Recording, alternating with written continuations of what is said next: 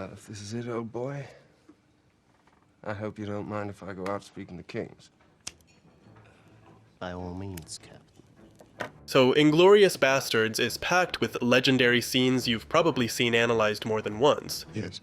But if there's one that blows my mind every time I watch it, it's this one. Especially because of how it pulls us into characters we're only just meeting around the 50-minute mark of the film. So today, I want to dive into what makes this scene so brilliant. And what would that be? To put it simply, the whole point of this scene is how a mission that should be a simple, straightforward move, just gathering the team, turns into a complete disaster. But to understand why it's so good, let me give you some context. The scene takes up most of the 4th chapter, titled Operation Kino, which has 5 parts. It starts with the introduction of Lieutenant Archie Hickox, reporting south. A former film critic assigned to meet up with the Bastards and Bridget before heading to a premiere organized by the Third Reich. In Nadine, there's a tavern called La Louisiane.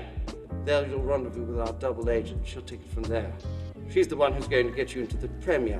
Thing is, as you probably remember, all the top German officials will be there. We have all our rotten eggs in one basket. So the point is... The objective of Operation Kino?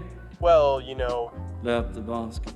And at this point, I can't help but notice how those red curtains really connect with the final chapter's cinema scene. Maybe it's because this is where we, as viewers, find out about the plan. Are you familiar with German cinema under the Third Reich? But the truth is, the whole chapter plays with the idea of meta-cinema, with Tarantino's war heroes as an actress and the only soldier capable of this mission. Goebbels considers the films he's making to be the beginning of a new era in German cinema. A film geek, almost as if part of a fantasy, who also happens to love whiskey. Which is why his second line after saying his name hints at the element that will decide his fate. Drink. If you offered me a scotch and plain water, I could drink a scotch and plain water. Because in a film packed with tense, table-centered scenes, the characters' props tell us a lot about them. When Landa orders milk instead of wine, it's like he's toying with his victims. Probieren Sie den Champagner, Mademoiselle. Der ist wirklich ganz gut. Later, years on, when Shoshana meets Frederick, the first thing they serve is champagne. It's a way of showing through action that she's welcome at the table. But when Landa later sits with her, he orders... Et pour la demoiselle, un verre de lait. And it takes us right back to the first scene. Shoshana is no longer a guest. Now, she's under interrogation. All I have to do is pick up this phone right here, inform the cinema, and your plan's kaput. The opposite happens when Landa negotiates with Aldo about ending the war, this time with the phone at the center of the frame, representing Landa's power to either end the Allies' plan or strike a deal with the higher-ups. You end the war. At first, all the power is with him, and everything significant is in his shot, but as he begins to negotiate, he treats Aldo and Smithson as equals by sharing drinks. So, gentlemen, let's discuss the prospect of ending the war tonight. And the item distribution on the table starts to shift. Get me someone on the other end of that radio with the power of the pen to authorize my, let's call it, the terms of my conditional surrender. When the balance of power tips toward Aldo, the phone finally appears in his frame. You just need to watch how the scene unfolds to see the gradual power shift. And these directional choices also play out in the bar scene, so let's head over there. But before we keep going with the breakdown, I wanted to share with you a bit about the process behind it, because you might be like me. Spending hours online researching, studying, or working on projects with 80 tabs open. Well, something that's really helped me work with less stress and way more productivity has been switching to Opera, a browser packed with simple features that make your life much easier. He has some very, very interesting takes on cinema. Like the video pop-out, which I use all the time.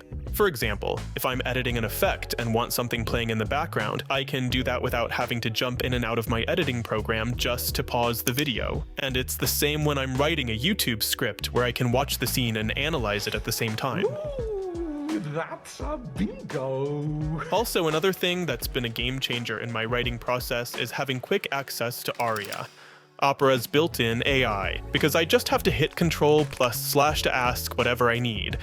And if I want, I can keep the conversation going in another window, with an AI tool that even supports image generation, or the one I use the most, image recognition.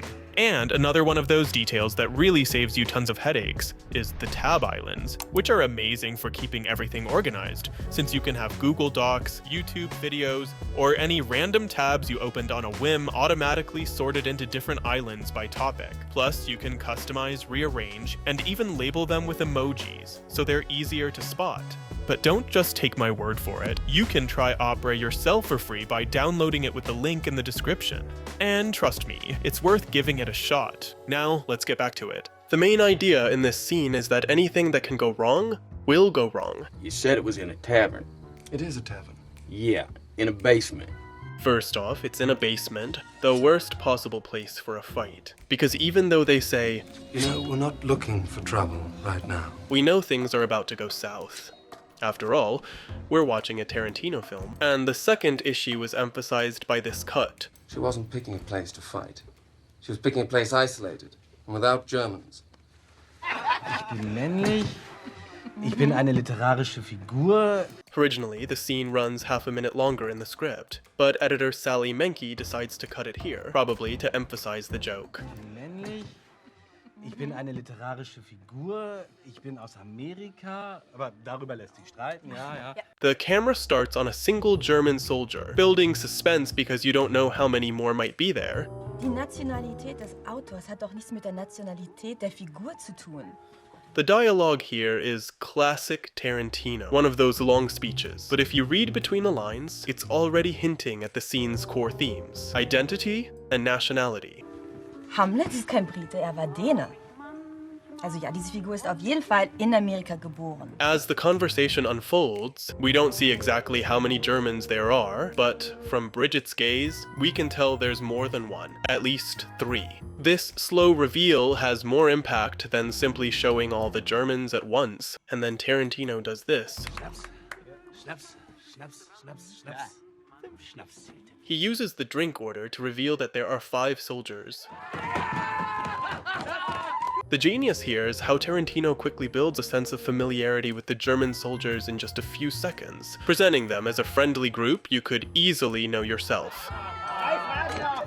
Heißt mein Blutsbruder euch Shatterhand? He creates this closeness through the lens,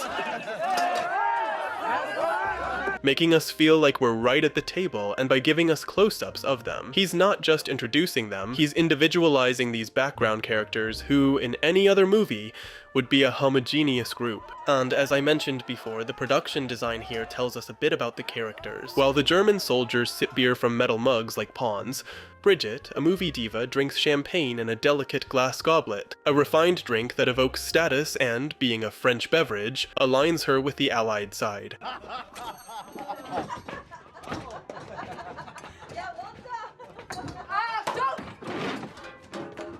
Right before the bastards arrive, the bartender briefly crosses the screen with another full glass. A subtle hint that someone else is in the bar, and when you watch it again, you realize that the drink is actually for Major Hellstrom. On the other hand, one thing to watch throughout the scene is how Tarantino uses space. This setting is the opposite of the last one, which was so absurdly big that it made the characters look like dolls in a huge room. And I think the movie does this on purpose to make the contrast hit harder later, when we're in this confined space, where every element makes it feel even more claustrophobic, with tiny windows barely big enough for a cat. When the bell rings, the bastards show up, and Tarantino sets up this brilliant shot that feels like 2 in 1. It's our first wide look at the place, and it really shows how cramped it is. We only have the table where the soldiers are sitting, and then a sad little table where our protagonists have to sit. Like Aldo said, You know, fighting in the basement offers a lot of difficulties. Number 1 being, you're fighting in the basement. it's the worst place for a showdown if things go south. And the staircase makes it even tighter, adding pressure to the composition. We keep getting these almost claustrophobic shots. Like this one, it shows the bastards' worried expressions, but also boxes them in with the wooden columns and the looming German soldier. Plus, it reveals the entrance for the first time. Not interesting because it's an entrance, but because it's the only escape route, and as awkward as a spiral staircase. Hallo, ihr Lieben. Setzt euch schon mal. The point is, this place is basically a death trap. To really drive the point home, Tarantino follows the characters with this tracking shot. It not only maps out the space, but also makes it feel even tighter, like the camera barely fits. And this cramped vibe is reinforced by the ceiling. The shot also hints at the one part of the room we haven't seen yet, the divided space in the back, highlighted by a bluish smoke, which is the only cool color in the scene, which was likely lit on purpose to stand out. Eric, mon chéri, das sind die Freunde, auf die ich gewartet habe. Bitte gib ihm alles, was sie möchten. And this hidden area is hinted at subtly by the waiter's movement, suggesting he might have served someone, but as he leaves the frame, he reveals a dark, cramped space that invites a bit of speculation. I don't think they necessarily want us to focus on it, but it sets up Colonel Hellstrom's later entrance without feeling like a trick. It's a way of letting us know the clues were there all along. Wie es aussieht, geht die Runde auf das Fräulein. Was hätten Sie denn gern? Whisky.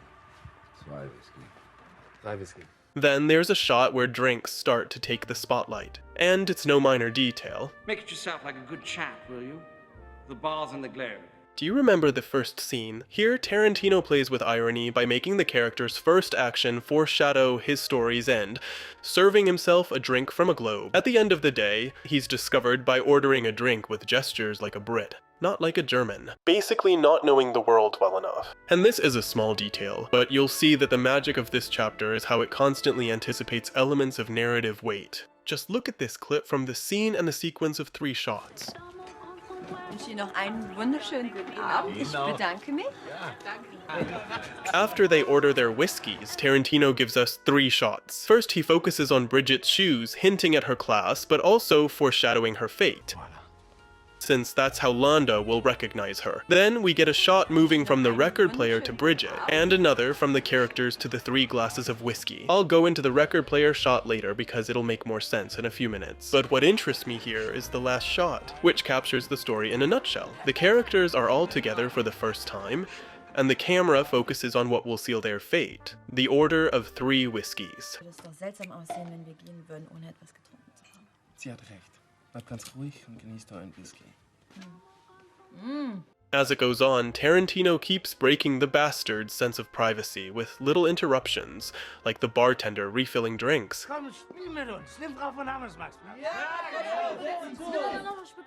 He also throws in some digressions, showing bits of the room and adding small character moments that humanize the German soldiers. Wenn einer von diesen Wölfen hier aus der Reihe tanzt, dann trimme ich ihn persönlich zurück auf Linie. Schau.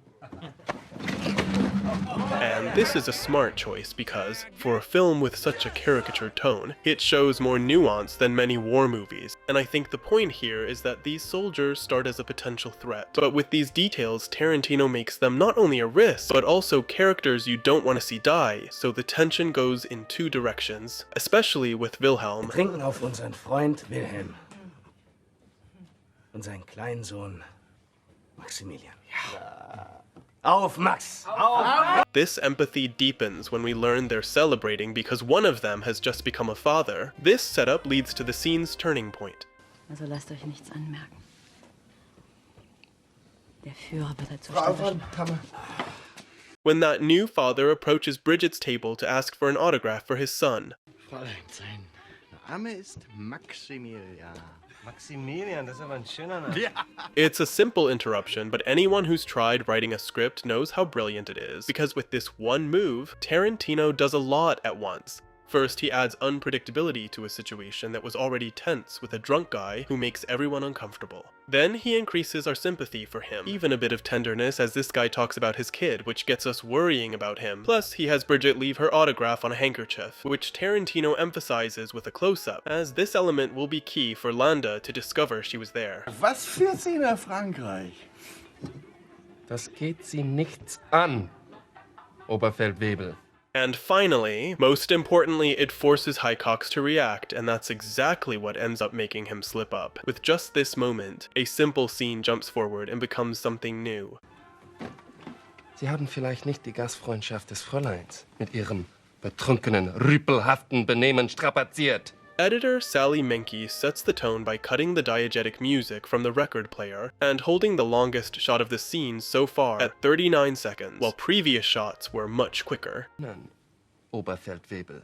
Sie sind Soldat. Das ist ein Offizierstisch.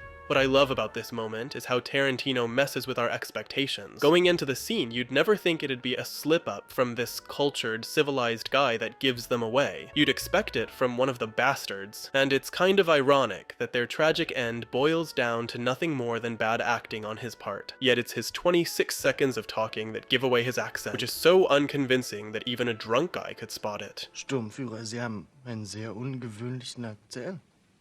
The silence makes it feel like the whole bar is tuned into their conversation. At this point, the scene works best as a two-shot, without cutting away to Hicox's reactions, especially with that slight camera shift that guides our eyes to him, almost imperceptible but perfectly timed with his nervous swallow and breath. Woher kommen Sie? Sie müssen entweder betrunken sein oder völlig verrückt, dass Sie es wagen, mit einem Vorgesetzten so unverschämt zu sprechen. And here's where things get interesting. Ich mache Sie und Sie verantwortlich! The camera starts on him and pulls back in an unusual dolly move, sliding past the soldier's table. Sie greifen jetzt Ihren Freund, oder wird Max' ersten Geburtstag wegen Trunkenheit in der Öffentlichkeit im Gefängnis verbringen! But the goal of the movement isn't to emphasize them, it's to reveal a new perspective. The person who's been listening in this whole time. Trunkenheit in der Öffentlichkeit im Gefängnis verbringen! Dürfte ich mich vielleicht erkundigen?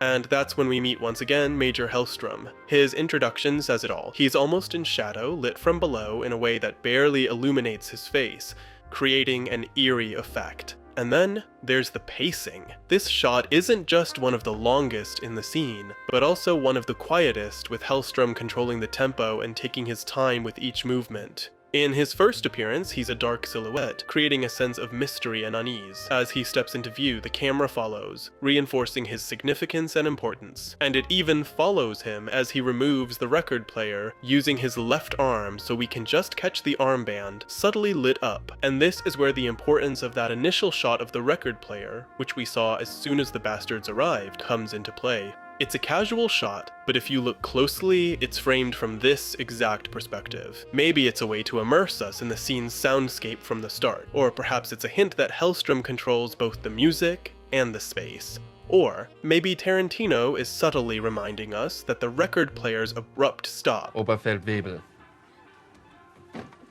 Sie haben vielleicht nicht die Gastfreundschaft des Fräuleins mit ihrem. But just before Hicox's ill-fated speech is what allowed Hellstrom to overhear him, which I personally think is the most likely. Perhaps it was just a way to play with timing and build suspense, but the shot is fantastic. With Hellstrom tied to this object, the speaker almost feels like an ear tuned to the bastards, as if he's been listening in the whole time. Wie unser frisch gebackener Vater hier. From this point on, every movement serves to gradually establish Hellstrom's power. Take this shot where we finally see his face, with the composition placing him in a dominant, central position above everyone else. Even the backlighting outlines his figure, giving him even more importance, something Tarantino often does, as in this scene. Hey, little troublemaker. Aber auch ich ein sehr genaues Ohr für Akzente. Und wie er finde ich Ihren äußerst seltsam. Here, Tarantino takes the opportunity to use a camera move to shift from a wide shot of the Major dominating the room to Hicox's perspective, establishing the action axis for the upcoming confrontation in the scene. And it's really interesting how it shifts from a grand sweeping shot to one that feels almost private between these two characters, with a simple movement. And if Tarantino hasn't given Hellstrom enough power yet... Woher stammen Sie, Hauptsturmführer? Sturmbannführer, ich finde es höchst... Ich habe nicht mit Ihnen gesprochen, Obersturmführer München. Now he frames the bastards from a high angle, putting them at a disadvantage and making them look small against the imposing figure of Hellstrom. And he's also using one of his favorite ways to establish dominance, through interrogation. Haben Sie den Riefenstahl-Film gesehen? Ja. Dann haben Sie mich gesehen. Here, Tarantino sets up a familiar scene, a commander interviewing someone hiding a secret so the tension builds naturally. Sein Bruder sieht wesentlich besser aus als er. Oh, hey. The tension eases when our protagonists manage to sell the idea that Hicox was in a film. What's interesting here is that in all the intellectual duels throughout the movie, we haven't encountered a character like him, which adds more suspense about whether he'll make it out or not. Meine Herrschaften, darf ich mich zu Ihnen setzen? Gerne. Meanwhile, on Hellstrom's side, August Diehl's performance keeps you guessing. You're never quite sure if his character is buying our hero's excuses. And while it's not exactly subtle, there are small power moves, like Hellstrom placing his cap on the table, making Stiglitz move, and sitting exactly where he wants. Again, objects play an important role here. Hellstrom's glass is a giant object, constantly present in every frame. Was tun Sie hier? Außer mit diesem reizenden Fräulein ein Getränk zu nehmen. Mirroring his dominant presence in the scene. And here, visual hierarchy is key. It's also a beer, a distinctly German choice, unlike Hicox's whiskey. And unlike the soldier's metal cups, his is a glass shaped like a boot. A classic military symbol tied to power. Once it seems our characters are in a bit less danger, Königin Christina? we briefly cut back to the young soldiers. This shot serves to emphasize them one last time before their end, but the interesting part comes when Hellstrom suggests playing the same game they are. Wie wär's, wir spielen es auch? Ja, gerne. Ein Spiel. Instead of following him, Tarantino keeps us in tight shots of the characters, making us feel their discomfort. Den Namen einer berühmten Person auf eine Karte zu schreiben. Hellstrom then begins explaining the game's rules, which we already know, but I think it's clever that they're playing this particular game. Und schieben Sie der Person ihrer Rechten zu. First, as I mentioned earlier, Tarantino constantly plays with the idea of meta-cinema. Not only are they people tied to the world of film, but they're also staging a performance on which their lives depend. And they are also playing this game, which centers around identity. Einen Begriff machen können. Bin ich Deutscher? It's no accident that his first question is whether he's German, with a look right at Hicox, bringing the issue back to the surface yet again. It's a game of discovering who is who, and that's what the entire scene is about. That's why, with the next question, Hellstrom also looks at him and asks, Bin ich Amerikaner? Nein. and secondly, it gives us plenty of insight into Hellstrom. Könnte man mein Geburtsland als exotisch beschreiben? It's a cool way of showing he's smart, cultured, and above all, has sharp deductive skills. Geschah die Reise gegen meinen Willen? Ja. Auf der Schiffsreise lag ich dein Ketten. On the other hand, one thing I like is how Tarantino uses the background here. Because Wilhelm could be anywhere else, but he places him right beside Hellstrom's face, drawing our eyes there so he's visually present throughout the entire scene. Also dann muss ich King Kong sein. Ah! Also, during the game, Tarantino switches to a wider shot of the characters, which also includes Bridget, creating a more relaxed atmosphere compared to this. Also Sturmbannführer, ich fürchte, Sie stören. Ich bitte Nachsicht, Hauptsturmführer. Because when things get tense again, he cuts to a two-shot that reinforces the sense of confrontation, reminding us of the one with Wilhelm and Hicox. Except now his body language is no longer as assertive as before. He leans back as if trying to increase the distance, while Hellstrom appears much more relaxed. Das war ein Scherz. Scherz. This time Tarantino shifts to even tighter shots to really highlight the discomfort, the closest shots we've seen so far, and this is a pattern throughout the movie, where as tension builds the shots get tighter, almost preparing us mentally for what's coming. But sometimes nothing happens. Mais maintenant, sur ma vie, impossible de m'en souvenir. And sometimes it does happen. They're sheltering enemies of the state, are you not? Meine Herrschaften, gestatten Sie, dass ich Ihnen nachschenke und dann werde ich Ihnen und dem Fräulein Adieu sagen. Anyway, it's a way of underscoring the importance of the drink order that will become crucial. Erik hat eine Flasche 33 Jahre alten Whisky aus dem schottischen Hochland. Was sagen Sie, meine Herrschaften? And there's also a bit of ambiguity in the dialogue, because after that passive-aggressive laugh, and doubting his origins, Hellstrom suggests Hicox drink scotch, which doesn't provide much comfort for a British officer in disguise pretending to be German, and he even might be thinking that Hellstrom has already figured him out, which could explain his reaction. Das ist sehr freundlich, Sturmbannführer. Erik, der 33er! In the next shot, we finally get a wider view, but it's a tight, oppressive frame with the bartender's blurred figure taking up half the screen. This reinforces a sense of confinement and reminds us of the setup, with the exit in the distant background, a way out that will be crucial in just a few seconds. Ich auch nicht, ich bleib beim Shampoos. 3 Gläser. And now comes the moment we've all been waiting for. Most viewers might not catch exactly what the issue is right away, but we know something's wrong because of the way the moment is emphasized. Once again, Tarantino uses the foreground, middle ground, and background, and we become fully aware of its importance not only through Hellstrom's gestures, but especially because in such a dialogue-heavy scene, Tarantino gives us 37 seconds of silence, like the calm before the storm. Tausendjähriges Deutsches Reich. Ein tausendjähriges Reich! And it's funny when you watch the scene a second time and start to catch the intentions behind each character's actions, like Hellstrom's toast, a mockery aimed at poor Highcox, Ein tausendjähriges Reich! Who falls for it completely. Ich muss sagen, ich habe genug von dem Affentheater. Haben Sie das gehört? Here, Tarantino uses the shortest shot of the scene, lasting under a second to create a visual shock. And then we have the next shot where we see Hellstrom's gun. But instead of aiming where it should, it points in the opposite direction due to a change in camera angle. This may be for visual impact, but it also makes sense when we realize that with this gesture, Hellstrom is sealing his own fate. It's almost like pointing the gun at himself. Sie sind so deutsch wie dieser Scotch. After revealing he's onto them, the scene cuts to a shot of the shotgun under the table, giving us a sense that things are about to explode, adding even more tension. Ich wollte sagen, dann sind wir zu zweit. Ich habe eine Pistole auf Ihre Eier gerichtet, seit Sie hier sitzen. Remember how I mentioned Highcox was initially leaning forward and then became cornered? Well, the same logic applies when he reveals he's had Hellstrom in his sights all along. Now he leans forward and it's Hellstrom who's cornered. Sie werden aufstehen und mit uns durch diese Tür hinausgehen. The balance shifts again when Highcox suggests they'll be leaving, and Hellstrom responds with, Nein, das glaube ich nicht. Here, Tarantino plays with the different levels of the shot again. Highcox is in the foreground, Hellstrom in the middle ground, and in the background, but in between of them sits the object of debate. Ihr zwei. Nirgendwo hingehen. Das ist wirklich schade Oberfeldwebel Wilhelm. I hope you don't mind if I go out speaking to kings. By all means, Captain.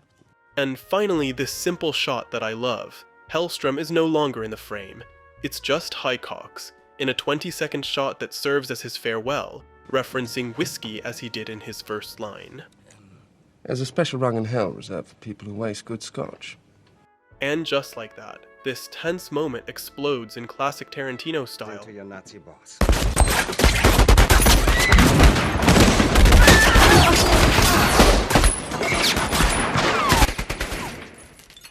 Finally, we're left alone with Wilhelm, now our protagonist, facing yet another intellectual duel. I'm German, you idiot!